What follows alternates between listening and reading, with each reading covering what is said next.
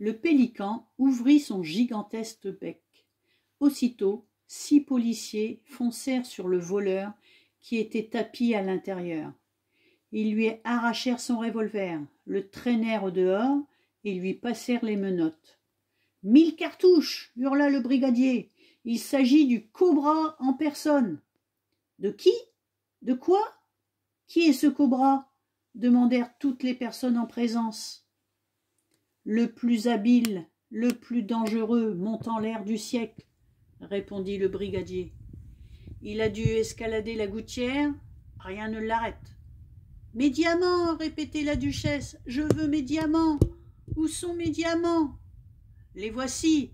fit triomphalement le brigadier en repêchant les bijoux à pleine poignée dans les poches du cambrioleur. La duchesse poussa un ouf de soulagement et s'évanouit. La police embarqua l'épouvantable cambrioleur et la duchesse, en pâmoison, fut transportée dans la maison par ses domestiques. Le duc resta sur la pelouse en compagnie de la girafe, du pélican, du singe et de moi. « Regardez » s'écria le singe, « le revolver de cet ignoble individu a troué le bec du pauvre Péli. »« Je suis fini » soupira le pélican. « Désormais mon bec ne servira jamais plus de seau à eau pour laver les carreaux. »« Ne vous inquiétez pas, mon cher Péli, dit le duc, en lui donnant une tape affectueuse sur le bec. Mon chauffeur va vite vous coller une rustine, comme il le fait sur les pneus de la Rolls. Et maintenant, nous allons passer à des choses sérieuses. » Le silence se fit. « Écoutez-moi, déclara le duc. Ces diamants valent des millions et des millions, et c'est vous qui les avez retrouvés. »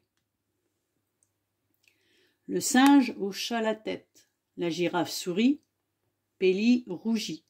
« Aucune somme d'argent ne pourrait vraiment vous récompenser, poursuivit le duc. Je vais donc vous faire une proposition qui, je l'espère, vous plaira.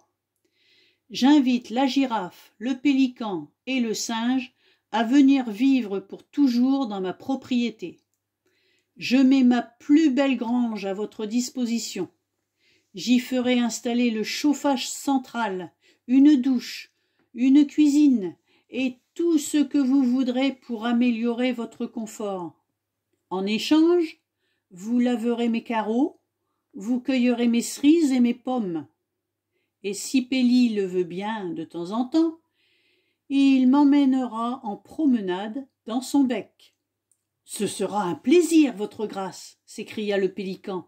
« Voulez-vous que nous partions maintenant ?»« Plus tard, » dit le duc, « après le thé. » La girafe tout sauta, leva les yeux au ciel.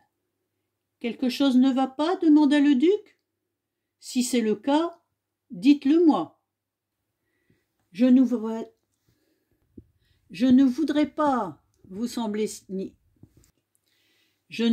vous sembler ni ingrate, ni exigeante, murmura la girafe.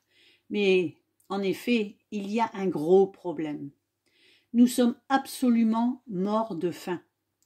Nous n'avons pas mangé depuis plusieurs jours.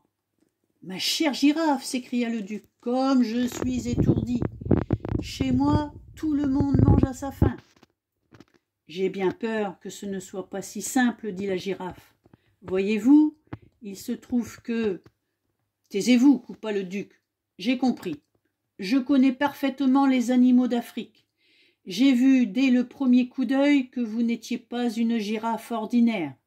Vous êtes une girafe orcalion, n'est-ce pas ? » « Vous avez absolument raison, votre grâce, répondit la girafe. Mais l'ennui, c'est que nous ne mangeons que... » « Attendez, » interrompit encore le duc, « je sais parfaitement que les girafes orcalions ne se nourrissent que d'une seule chose. Ai-je raison de croire qu'il s'agit des fleurs roses et mauves de l'arbre drelin-drelin ? » ?»« Oui, » soupira la girafe. « Et voilà bien ce qui me tracasse depuis mon arrivée. Mais à la maison Hampshire, ce n'est plus un problème, dit le duc. Regardez un peu plus loin, chère girafe, et vous verrez l'unique plantation d'arbres drôlins de tout le pays. La girafe poussa un cri d'étonnement. Des larmes de joie se mirent à couler le long de ses joues. « Je vous en prie, dit le duc, allez-y, mangez tout ce que vous voulez. »« Par mes taches, haleta la girafe, par mon long cou, je n'en crois pas mes yeux. » Soudain, elle traversa au grand galop les pelouses en piaulant de joie, et nous la vîmes enfouir sa tête dans les splendides fleurs roses et mauves qui s'épanouissaient sur les arbres drôlins. « À notre singe, maintenant, poursuivit le duc, je crois savoir ce qui lui ferait plaisir. Dans ma propriété, il y a des milliers de noyers géants. »« Des noix !» s'écria le singe. « Vous parlez bien de noix, de véritables noix, pas de noisettes. C'est une blague. »« Vous vous moquez de moi ? J'ai du mal entendre. »« Regardez là-bas, dit le duc, en désignant un noyer du bout de sa canne. » En un éclair, le singe alla se percher sur les plus hautes branches de l'arbre et se mit à décortiquer des noix et à les engloutir à toute vitesse. « Et maintenant, occupons-nous du pélican. »« Eh oui, soupira Péli, hélas, ce que je mange ne pousse pas sur les arbres.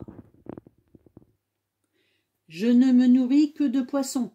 Cela vous ennuierait-il beaucoup si je vous demandais de m'offrir tous les jours une portion fraîche d'aigle fin ou de morue ? » ?»« De la morue, de l'aigle fin !» cracha le duc, comme si ces mots le dégoûtaient. « Ouvrez bien les yeux, mon cher Péli. » Dans le fond de la propriété vallonnée, le pélican aperçut une rivière.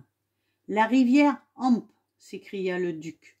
« On y trouve le meilleur saumon d'Europe. »« Du saumon !» hurla Péli. « J'ai mal entendu. Je rêve. »« Cette rivière regorge de saumon, répéta le duc. Servez-vous, mangez tout ce que vous voulez. » Il n'avait pas fini sa phrase que le pélican s'était déjà envolé et fonçé vers la rivière. Il tournoya plusieurs fois au-dessus de l'eau, puis plongea comme une flèche. 5 secondes plus tard, il réapparut, tenant dans son bec un saumon énorme. Je restai seul, en compagnie du duc.